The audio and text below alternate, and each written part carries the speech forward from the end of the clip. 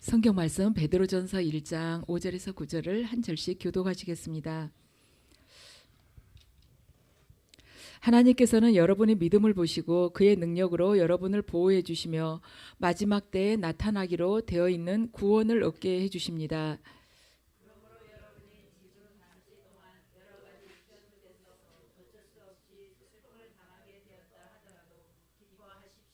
하나님께서는 여러분의 믿음을 단련하셔서 불로 단련하지만 결국 없어지고 마는 금보다 더 귀한 것이 되게 하시며 예수 그리스도께서 나타나실 때 여러분에게 칭찬과 영광과 존귀를 얻게 해 주십니다.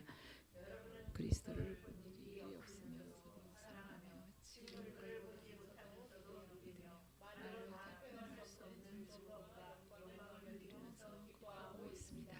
함께 읽으시겠습니다. 여러분은 믿음의 목표 곧 여러분의 영혼의 구원을 받고 있는 것입니다.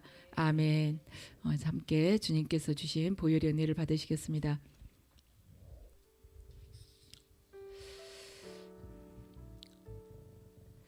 아버지, 저희들 무엇보다도 아버지를 사랑하여서 이 밤에 주님 사모하는 마음으로 여기까지 달려왔습니다. 아버지 사랑하는 이 백성들에게 지금 이 시간 아버지의 보혈을 부어주시옵소서.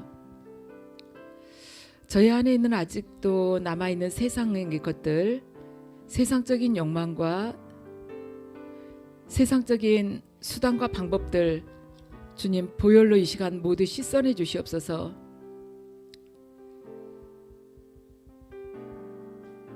주님께서 저희의 심령을 온전히 취하셔서 아버지께서 다시 오시는 날 정결한 신부로 주님 맞게 하시옵소서. 예수 그리스도의 보혈의 능력에 의지하여 선포하오느니 각자의 심령 가운데 있는 세상과 세상적으로 살아가는 모든 방법과 가치관들, 욕망들은 떠나갈지어다. 예수 그리스도의 보혈의 능력에 의지하여 선포하오니 각 가정 안에 있는 세속적인 욕망과 세속적인 가치관 또한 가족들 안에 있는 불신앙들은 이 시간 모두 떠나갈지어다.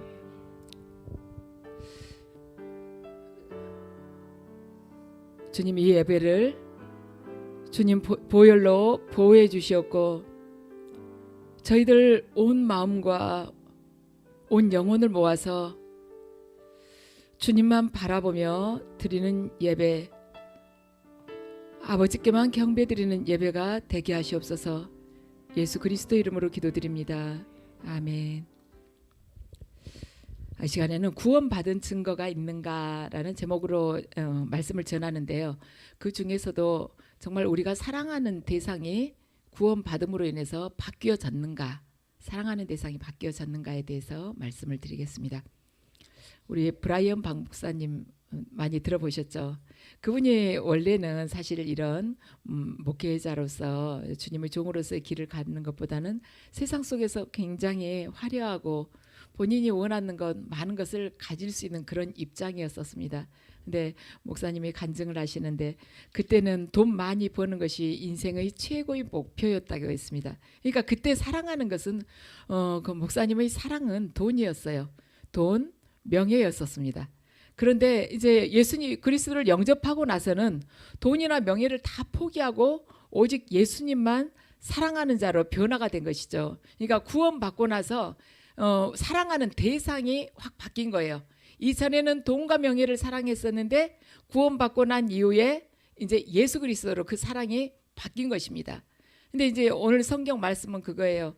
우리들에게 있어서 정말 너희들이 구원받았으면 너희들이 지금까지 본 일도 없고 우리가 말하자면 만나서 같이 이야기해 본 적도 없는데 그분을 너희들이 사랑하지 않느냐. 근데 사랑한다는 그 자체가 너희들이 구원받은 증거다 하는 이야기인 것입니다. 우리 인간은요 원래 영적인 존재로 창조가 됐었어요. 처음에 창조를 하나님께서 하실 때는요. 그래서 인간이 영의 세계하고 육의 세계를 다 이렇게 인지하면서 서로 교제하고 누리면서 사는 그런 존재였었습니다. 그런데 인간이 에덴 동산에서 범죄함으로 인해서 하나님이 우리를 떠나시게 됐어요. 그래서 인간이 그때부터 영이 죽고 육만 이제 살아가는 그런 존재가 된 것이죠. 그래서 인간은 하나님을 만나기 전까지는 철저하게 육적인 존재입니다. 그리고 사탄의 그 지배 아래 놓이는 것이, 사탄의 통치를 받으면서 살아갈 수밖에 없는 것이에요. 근데 하나님께서 우리를 사랑하셔서 독생자 그 예수 그리스도를 이 땅에 보내셨어요. 그래가지고 예수 그리스도를 믿고 회개할 때 우리 속에 성령이 오셔서 이미 죽어버린 우리 영을 다시 살려가시고 우리 영을 다시 살려내셔서 그 성령께서 우리하고 함께 거하시게 되는 것입니다. 이것이 바로 구원의 본질이에요. 오늘 5절 말씀을 함께 읽으시겠습니다. 하나님께서는 여러분의 믿음을 보시고 그의 능력으로 여러분을 보호해 주시며 마지막 때에 나타나기로 되어 있는 구원을 얻게 해 주십니다. 아멘. 그래서 성령은 우리 안에서 구원에 대한 어떤 효력만 주시는 것이 아니라 우리 구원 이미 받은 자 안에서 실제로 역사하신다는 것입니다. 성령은 실제로 역사하시고 그 구원의 증거를 우리에게 나타내 주시는 거예요. 우리가 살아가는 이 삶을 면면하게 보잖아요. 그럼 성령께서 지금 이렇게 운행을 하고 계시구나. 그게 눈에 보여요. 어떻게 이렇게 절묘하게 우리들이 상상하지 못하는 방법으로 하나님께서 이렇게 일을 하시지? 그것도 한순간에 내가 생각했을 때는 인간적으로 생각하면 이러이러한 절차를 쭉 밟아야 되는데 하나님께서는 우리 생각에는 홍해를 건너가려면 배가 몇 대가 있어야 되고 200만이 건너가려면 배가 몇 척은 있어야 되고 어떻게 하지? 막 이렇게 생각을 하는데 하나님께서 그냥 한 번에 딱 가운데 바다를 싹 갈라버리시는 거예요. 그래서 우리 삶 속에서도 성령께서 그렇게 역사하시는 경우가 많다는 것이죠. 인간의 생각을 초월하는 그 방법으로 하나님께서 일을 하시는 그 경우를 우리가 너무나도 많이 본답니다. 어쩔 때 보냐면은 순종할 때 그것을 볼 수가 있어요. 하나님 말씀에 순종할 때 하나님의 역사가 그 사람을 통해서 일어난다는 것입니다. 자, 6절과 7절을 함께 읽으시겠습니다. 그러므로 여러분이 지금 잠시 동안 여러 가지 시련 속에서 어쩔 수 없이 슬픔을 당하게 되었다 하더라도 기뻐하십시오. 하나님께서는 여러분이 믿음을 단련하셔서 불로 단련하지만 결국 없어지고 마는 금보다 더 귀한 것이 되게 하시며 예수 그리스도께서 나타나실 때 여러분에게 칭찬과 영광과 존귀를 얻게 해 주십니다. 아멘. 우리들 각자에게 이제 시련이 시련을 어쩔 수 없이 이렇게 겪게 되는 그런 경우가 많다는 것이죠. 믿는 자나 믿지 않는 자나 고난은 닥치지 않습니까? 그래서 시련을 겪게 되면 우리가 어쩔 때는 좌절이 되고 마음이 슬퍼질 때가 있어요. 그래도 기뻐하라는 것입니다. 왜냐하면은 예수 그리스도께서 나타나실 때 우리에게 칭찬과 영광과 존귀를 얻게 해주시기 때문에 우리들에게 기뻐하라는 거예요. 그 시련만 보지 마. 나중에 너희들 영원한 것, 절대로 흔들리지 않고 변함없는 것, 그것이 뭐냐면 예수 그리스도께서 나타나실 때 너희에게 칭찬과 영광과 존귀를 얻게 해주셔. 그래서 우리가 아무리 큰 박해가 닥친다 할지라도 배교하지 않는 까닭이 뭐냐면 바로 우리가 구원받은 자로서 그 구원이 우리에게 있어서 어떤 가치가 있는지 알기 때문에 배교하지 않는 것입니다. 그래서 박해가 닥치게 되면 잘 견뎌라 이렇게 말할 필요가 없는 것이에요. 그 말할 필요가 없이 구원이 어떤 것인지 알게 되면, 우리가 구원이라는 것이 얼마나 깊고 영원한 의미를 가지고 있는지 알게 되면 박해는 당연히 견뎌지는 것입니다. 박해는 잠깐이니까. 그래서 우리가 집중해야 될 것은 뭐냐면 박해에다 집중할 것이 아닙니다. 고난에 집중할 것이 아니에요. 우리를 향해서 달려오는 그런 환난에 집중할 것이 아닌 것입니다. 무엇에 우리들이 집중을 해야 되냐면 내가 지금 가지고 있는 것이 무엇인가, 나는 하나님 안에서 어떤 존재이지, 내 신앙은 어떤 의미를 가지고 있는가, 그것을 우리가 제대로 알면은 어떤 환난이나 어떤 고난이 닥친다 해도 절대로 중요하지 않습니다. 왜냐하면 환난이나 고난은 수없이 많이 닥칠 수 있어요. 그러한 것들은 우리 삶에 있어서 변수예요. 수시로 변하는 것입니다. 수시로. 올 여름에는 이제 엘니뇨 현상이 일어날 거라고 그러죠. 뜨겁고 비가 많이 올 거라고 그러잖아요. 또 그것도 시간이 지나고 여름에 뜨거울 때는 절대로 겨울이 안 올 것 같잖아요. 시간 지나면 낙엽이 떨어져 또 겨울이 그 모든 우리 주변에 있는 모든 환경들은요 변수예요. 시간이 지나거나 그러면은 다 이 또한 지나가리라 하는 것과 같이 바뀌는 것입니다. 그런데 우리가 그런 환경 변하듯이 시시각각 변하는 환경에 집중하지 않고 변치 않는 것에 우리들이 집중하게 될 때 우리는 내 주변 내 이 주위에서 나를 감싸고 변화되는 것 그 무엇으로부터도 우리의 가치를 지켜내는 그런 존재가 된다는 것입니다. 내 주변에 아무리 어떠한 것들이 나를 두렵고하고 내 목을 말하자면 억누르면서 나에게 협박을 한다 할지라도 죽음을 생명을 취해가려고 나에게 계속해서 협박을 한다 할지라도 두려워할 필요가 없다는 거예요. 왜냐하면 변하지 않는 것에 우리가 집중을 하게 된다면 그러한 것이 하나도 두려운 문제가 아니라는 것입니다. 그래서 성령이 우리 안에 계시면 정말 뚜렷하게 변화되는 것이 사랑하는 대상이 바뀌게 돼요. 우리가 예수님을 만나기 전에는 사랑하는 거 굉장히 많았습니다. 근데 예수님 만나게 되니까 어떻게 돼요? 아주 인생이 단순해지지 않습니까? 딱 그분 사랑하게 되잖아요. 그분만 오직 바라보면서 가장 그분께 나의 모든 사랑을 다 내드리면 나머지는 그분이 다 채워주시지 않습니까? 나머지 옛날에 내가 사랑하면서 그렇게 쫓아갔어도 얻지 못했던 것 정말 무지개처럼 아무리 잡으려고 쫓아가도 얻지 못했던 것 우리가 그분 사랑하면서 신실하게 걸으면 그분이 다 원하지 않았는데도 다 해주시잖아요. 그래서 주님을 우리가 구원을 받게 되면 성령 그리고 성령이 내 안에 계시게 되면은 사랑하는 대상이 변하는 것입니다. 구원받기 전에는 세상을 사랑하고 세상 속에서 이렇게 안락한 삶을 살았으면 좋겠다. 또 세상 속에서 이러이러하게 성공했으면 좋겠다. 이런 것들이 나에게 있어서 소망이었을 수 있어요. 얼마나 내가 세상 속에서 많은 명예와 많은 말하자면 사회적으로부터 존경을 받는가 세상으로부터 이러한 것들이 나에게 꿈이었을 수 있습니다. 그래가지고 그것을 이루기 위해서 내가 수단과 방법을 가리지 않고 살아갔을 수 있어요.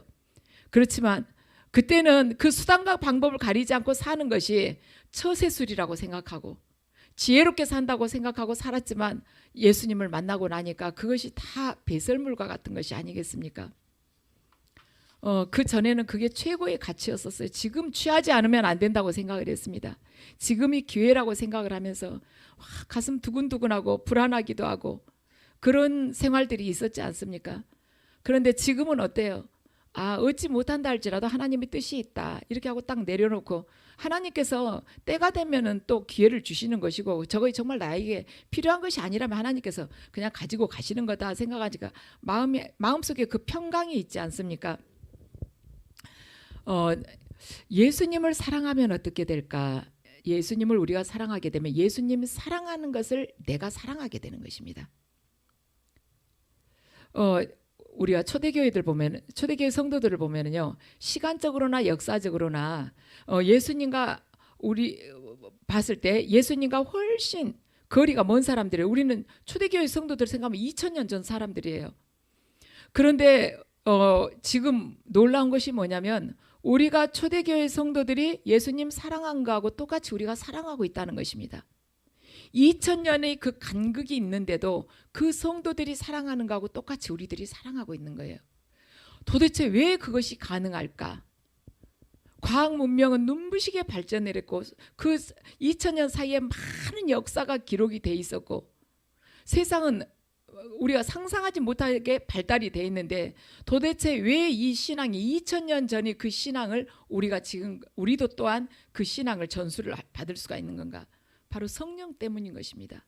변치 않는 하나님의 영이 2000년 전 초대교회 성도들에게 안에 있었고 우리에게 있기 때문에 그 성령께서 예수님의 사랑을 우리들에게 깨닫게 해주시고 예수님을 사랑할 수 있게 해주시기 때문에 초대교회 성도들이 가졌던 하나님을 향한 그 사랑을 우리도 지금 똑같이 할 수 있게 된다는 것이죠.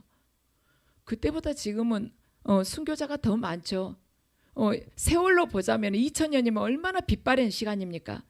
그런데 성령께서 계속해서 우리들 각자 안에서 그분께서 쉬지 않고 운행하시고 일곱 촛대 사이를 거느시면서 우리들을 계속 사랑으로 일깨우시면서 세우시는 것입니다. 그러니까 우리가 그 사랑에 힘입어서 주님을 더 사랑하고 나아갈 수가 있는 거예요. 우리가 세상 영의 통치 아래에 있으면 세상의 것을 사랑하게 되는 것이고, 성령의 통치를 받으면 예수 그리스도께서 사랑하시는 것을 우리가 사랑하게 되는 거예요. 우리가 세상을 사랑하지 않는다, 세상으로부터 구별된 존재가 돼야 된다, 그 말은 돈도 벌지 않고 직장 생활도 열심히 하지 않고 이렇게 다 내려놓고 교회 다니면서 성경 공부하고 기도만 하라는 것이 아닌 것입니다.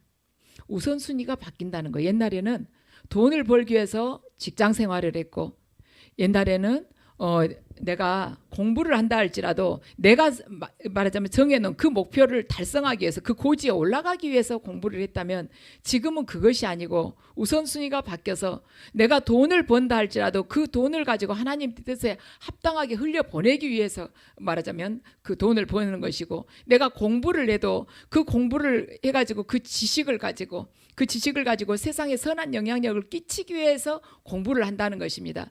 이게 순서가 바뀌게 된 것이에요. 그래서 그리스도인들은 어디 가나 근면하고 성실하고 책임감 있게 살아야 된다는 것입니다. 교회 예배드리러 간다고 조금 일찍 퇴근해야겠는데요, 이런 이야기를 해서는 안 된다는 게, 직장에서. 그렇게 되면은 전도가 되려다가도 말아버리는 것입니다. 제가 저번에 언젠가 이야기했죠. 어디 가서 제가 차를 세워놨는데 앞에 누가 이렇게 딱 직각으로 차를 이렇게 세워놨는데 어떤 분이 앞에 이렇게 딱 막아놨어요. 이제 주차할 데가 없어서 그런 거죠. 그래서 좀 제가 차를 좀 이동을 해야겠는데요, 좀 차를 옮겨주시겠어요? 그랬더니 그분이 지금 예배 중이라서 못하겠는데요. 처음에는 한 두 번은 전화 안 받으시더니 나중에 지금 예배 드리니까 곤란하다고 그러면서 전화를 딱 끊었어요. 차 안에서 기다리는데 저도 빨리 가야겠는데 여러 가지 생각이 들었어요. 저도 과거에는 아마 그랬을 수도 있겠죠. 그런 전화를 받았으면 예배 중인데 어떻게 나가, 이런 생각을 했을 수 있는데, 주님께서는 무엇을 원하시겠는가, 상대방에게 절대 불편을 줘서는 안 된다는 것이죠. 지금 하나님 앞에 예배 드리는 게 문제가 아니라 이웃을 진짜로 사랑하고 배려하느냐, 그러면 바로 가서 그 사람의 불편한 점을 네가 해결을 해야 되지 않냐, 너희 잘못이지 않겠냐, 이런 거예요. 그런데다가 우리가 주님의 이름을 거기다가 말하자면 내세워서는 안 된다는 것입니다. 그래서 우리가 믿음 생활하면서도 하나님의 이름을 함부로 여기저기 내세우면서 그걸 빌미 삼아서 내가 어떤 유익을 취하려나 나의 안전을 구하려고 한다는 것은 하나님의 이름에 먹칠을 하는 것입니다. 만약 내가 세상 사랑하는 것이 내게 최우선이 된다면, 예수님이라는 분은요, 내가 세상 속에서 내 욕망을 충족시키기 위한 도구로 예수님은 전락이 되어버리는 것입니다. 세상을 사랑하고 세상 속에서 내가 원하는 것을 취하기 위한 도구로 예수님을 전락시키는 거나 똑같아요. 그래서 무엇이 나의 주인이 되느냐, 무엇이 나의 사랑의 그 대상이 되느냐에 따라서 우리 인생은 아주 달라지는 것입니다. 그러면 주님을 사랑하기 위해서 도대체 얼마나 우리는 그 믿음을 고수해야 되는 것일까? 어느 정도의 마음으로, 어느 정도의 강건한 그 믿음으로 우리는 세상을 사랑해야 되는 것일까? 제가 얼마 전에 이 오길남 박사님 이야기를 이렇게 접하게 되면서 참 그 사모님의 했던 말이요, 아주 가슴에 울림이 됐습니다. 이 오길남 박사님은 85년도에 독일에서 경제학 박사학위를 받은 분이셨어요. 그랬는데 이제 나이가 43이었습니다. 43이었는데 그때 이제 43세 한국에 들어와 가지고 이제 아마 교수를 하려고 그러셨겠죠. 자리가 마땅치가 않는 거예요, 취업이. 그런 상황에 북한 공작원이 이분에게 접근을 했습니다. 그리고 여러분들 아시겠지만 윤희상 씨 아시죠? 그분도 이제 오길남 박사에게 접근을 한 거예요. 윤희상 씨도 통영 사람이지 않습니까? 오길남 박사도 그 사모님도 통영 사람이고 접근을 해가지고 북한으로 오게 되면은 경제학 교수 자리를 주겠다 하고 이야기를 한 것입니다. 그러면서 다양한 혜택을 제공할 테니까 북한으로 가자 하고 북한 공작원도 이렇게 접근을 한 거예요. 그런데 이제 그분이 아내가 처음에는 굉장히 반대를 했어요. 그랬는데 결국에 이제 동행을 해서 딸 둘하고 북한을 가게 됐습니다. 근데 거기 가가지고는 이제 그 사람들 말하자면 그 사람들이 했던 이야기가 다 거짓말이라는 것을 이제 그때 알게 되었어요. 근데 북한 당국에서 이 오일남 박사에게 지금 지령을 준 거예요. 그러니까 임무를 준 것이죠. 지금 서독에서 유학 중인 한국인 2명을 덴마크로 유인을 해라. 그래가지고 같이 그러니까 너가 서독으로 가서 지금 유학하고 있는 누구누구를 덴마크로 유인을 해가지고 월북을 해라 하고 임무를 준 것입니다. 공작원으로서 임무를 준 거예요. 그러니까 오길남 박사로 봐서는 탈출할 기회를 얻은 것이죠. 그래가지고 가야겠구나 했는데 북한 당국에서 가기는 가되 가족은 여기다 북한에다 두고 가야 된다고 이야기를 한 것입니다. 네, 이제 오길남 박사는 부인에게 쟤들을 두고 내가 어떻게 가겠냐고 그러면서 자신이 없다 그렇게 이야기를 한 거예요. 자신이 없다고 그러면서 노동당에서 준 공작 임무를 수행하고 돌아오겠다고 이야기를 한 것입니다. 그러니까 이 아내가 이 신숙자 여사가 화를 확 내면서 그 오길남 박사의 이 멱살을 꽉 잡고는 뺨을 때리면서 이야기를 한 거예요.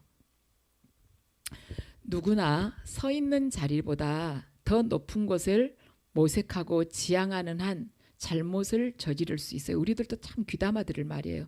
누구나 자기가 서 있는 자리보다 더 높은 것을 지향하는 한 잘못을 저지를 수 있어요. 나는 당신이 우리를 이곳으로 우격다짐으로 데리고 온 과오에 대해 어떤 백치도 어떤 바보도 저지르지 않을 잘못에 대해서는 용서할 수 있어요. 그것은 당신이 내 남편이기 때문이에요. 그러나 내 사랑하는 딸들이 짐승처럼 박해를 받을지언정 파렴치하고 가증스러운 범죄 공모자의 딸이 되어서는 안 된다고 생각해요.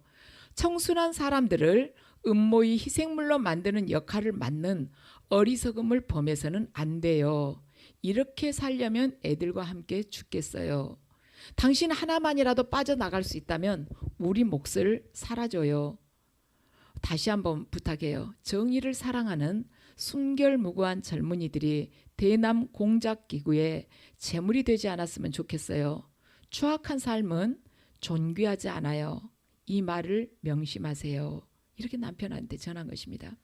그리고 이 오길남 박사는 말하자면 그 임무를 가지고 뭐 독일로 간 걸로 해가지고는 나중에 이제 한국으로 들어왔는데 이 아내와 딸 둘은 북한에 계속 남게 됐어요. 아무리 이렇게 그 탈북을 시키려고 해도 안 된 것입니다. 결국 아내는 북한에서 병으로 죽고 이제 딸 둘만 지금 살고 있는 것이죠.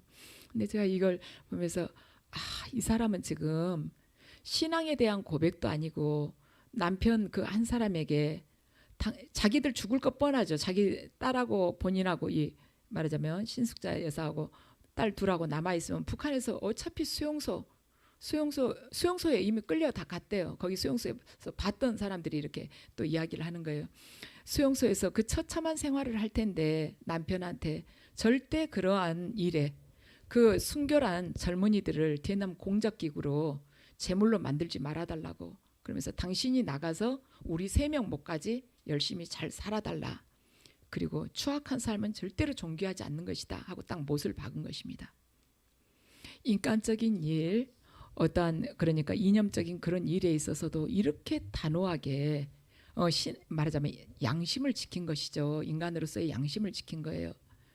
그 정의감을 가지고 남편에게 그렇게 단호하게 이야기를 한 것입니다. 근데 우리는 예수 그리스도 그 창조주 전능자이신 그분이 내 안에 계시는데 그 사랑을 우리가 지키지 못해서야 되겠냐는 것입니다. 그분이 그 사랑 죽음보다도 더 큰 그 사랑을 우리에게 주셨는데 우리가 어찌 세상을 사랑하는 것과 그걸 중간에서 우리가 회색지대에서 서성대서야 되겠습니까? 사랑의 대상이 반드시 바뀌어야 되지 않겠습니까? 이 신숙자 여사가 자기들 죽음을 왜 모르겠어요? 수용소에 데리고 갈 거 뻔히 알죠. 알면서도 그 어린 딸들 아직 10살도 안 된 딸들을 데리고 가서 그 애들이 미래가 어떻게 될지 뻔히 알면서도 그 애들 이미 결혼을 했더라고요. 했는데 북한 공작원 이렇게 경찰 같은 사람하고 결혼을 한 거예요. 결혼을 그리 시킨 이유가 뭐냐면 이 애들을 계속 감시하라고 그 사람을 하고 결혼을 북한에서 시킨 그런 삶일지 뻔히 알면서까지 정말 그 정도를 가려고 했던 이 신숙자 여사, 이분의 참 양심이 너무나도 그 앞에 제가 서니까 제가 정말 먼지만큼 작아지는 걸 느꼈어요.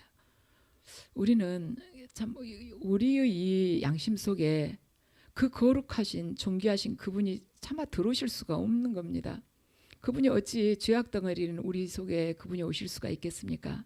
근데 오신다는 이유는 딱 하나, 우리를 사랑하시기 때문에 우리 안에 오신 것입니다. 당신을 버리시고 오신 거예요.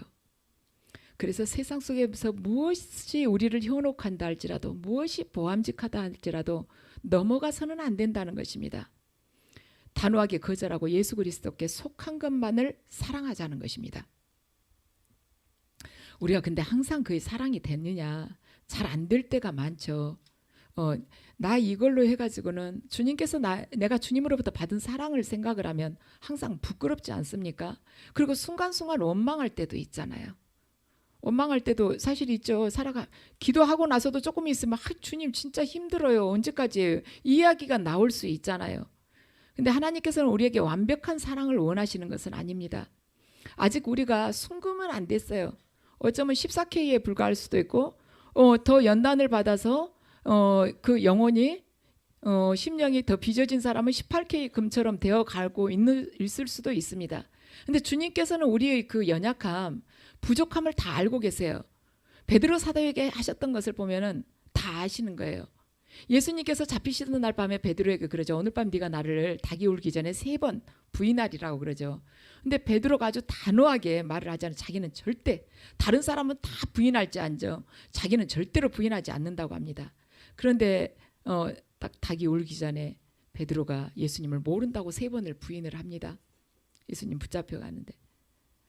그러고는 딱 마지막에 예수님하고 딱 시선이 이렇게 부딪혀요. 베드로가 절대로 예수님으로부터 빤히 쳐다볼 수가 없는 것이죠. 나가서 엉엉 울었지 않습니까?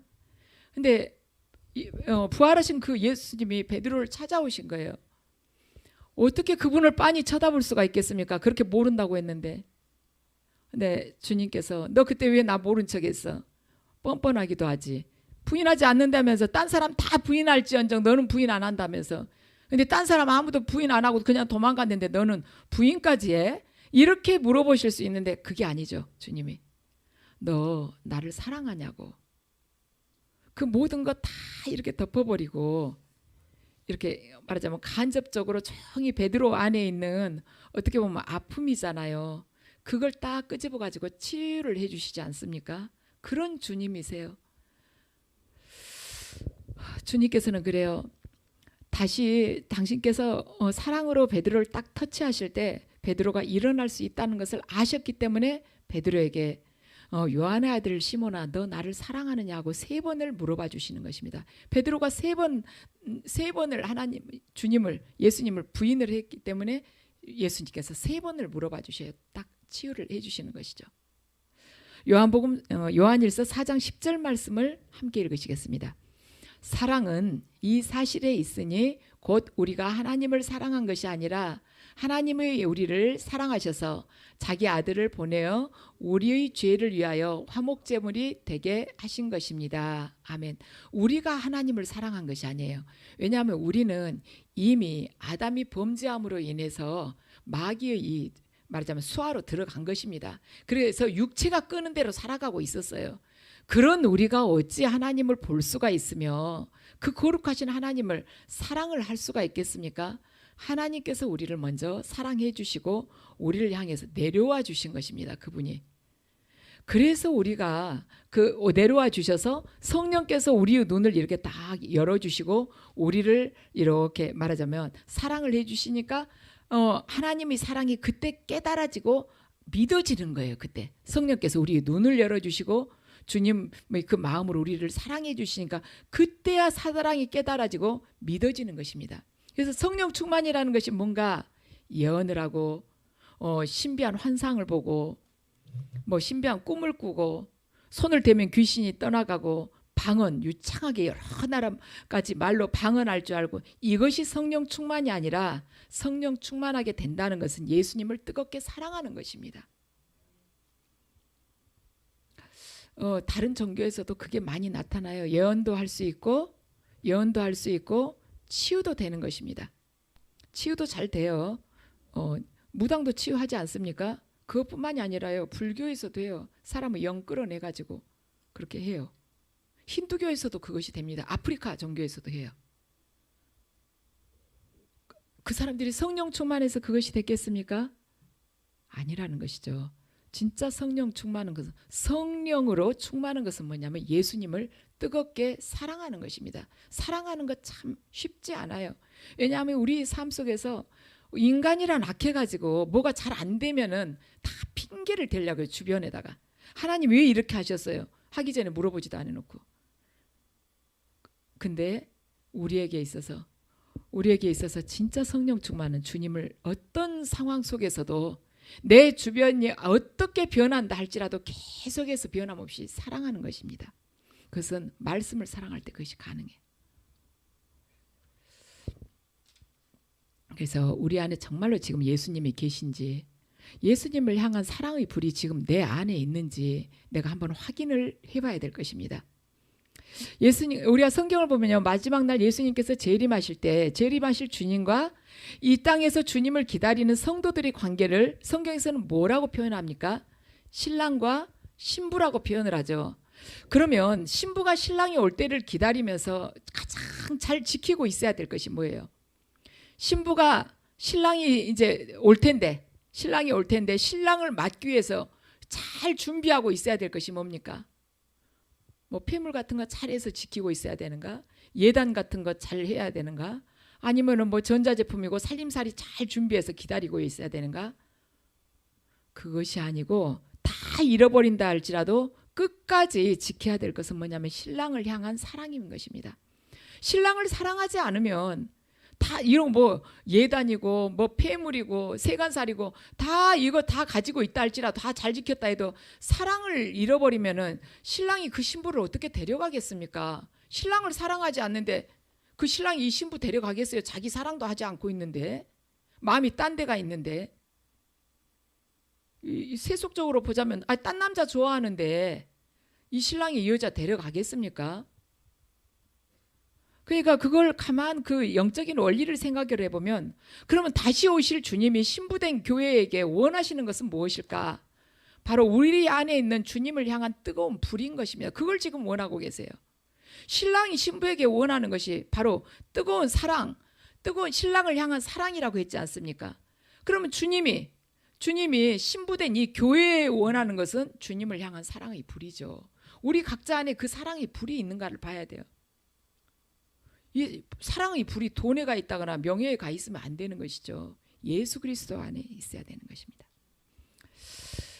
그래서 다시 오실 주님은 언젠가는 그분이 반드시 다시 오십니다. 오시는데 우리가 주님을 기다리고 간절하게 그분을 앙망하면서 주님을 더욱 사랑하고 기쁘시게 할 수 있는 저와 여러분이 되어서 그 구원의 증표, 바로 사랑의 대상이 주님 이렇게 바뀌었습니다. 제가 이전에는 세상을 사랑했는데 이제는 오직 주님을 사랑합니다. 주님을 사랑하다 보니 제가 이웃도 사랑하게 되었습니다. 하고 이렇게 주님 앞에 고백하면서 그날 주님과 뜨거운 만남이 되시기를 예수 그리스도 이름으로 축원합니다.